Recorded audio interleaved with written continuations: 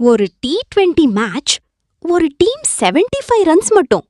அது கூட 20 ஓவர்ஸ் இல்ல, 16.3 ஓவர்ஸ்ல முடிஞ்சு போச்சு. நீங்க நினைப்பீங்க சரி ஈஸி மேட்ச் தான்னு. ஆனா அடுத்தது என்ன நடந்துச்சுன்னா அது கிரிக்கெட்டே இல்ல, pure domination. Royal Challengers Bengaluru literally கிரவுண்ட்ல ஷோ போட்டாங்க. நேத்து நடந்த அந்த மேட்ச் ஆரம்பத்திலேயே ஒரு விஷயம் கிளியர் ஆகிடுச்சு. டெல்லி கேபிட்டல்ஸ் பேட்டிங் வந்த உடனே ஏதோ சரியில்லைன்னு ஃபீல் ஆக ஆரம்பிச்சிருச்சு. ஒரு விக்கெட், இன்னொரு விக்கெட், அதுக்கப்புறம் இன்னொன்னு. KL ராகுல் வந்தாரு, ஆனா நீண்ட நேரம் நில்லவே முடியல. நிதிஷ் ராணா கூட வந்த உடனேயே போயிட்டாரு.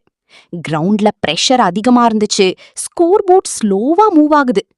அந்த நேரத்துல ட்ரிஸ்டன் ஸ்டப்ஸ் மட்டும் கொஞ்சம் ஃபைட் பண்ண முயற்சி பண்ணார், ஆனா சப்போர்ட் கிடைக்கல.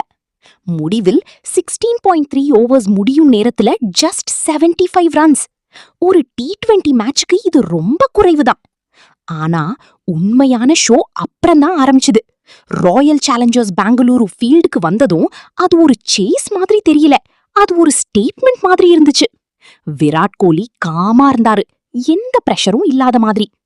அவருடன் தேவ்தட் படிக்கல் ஃபுல் அக்ரெசிவ் மோட். பால் போடுறதுக்கு முன்னாடியே பவுண்டரி எங்க போகும் தெரியுது போல. ஒரு 4, ஒரு 6, இன்னொரு பவுண்டரி. கிரவுட் கூட அதிர்ச்சியாவி பார்த்துக்கிட்டே இருந்தது. Just 6.3 overs. ரிப்பீட் பண்றேன், 6.3 ஓவர்ஸ்லயே மேட்ச் முடிஞ்சு போச்சு.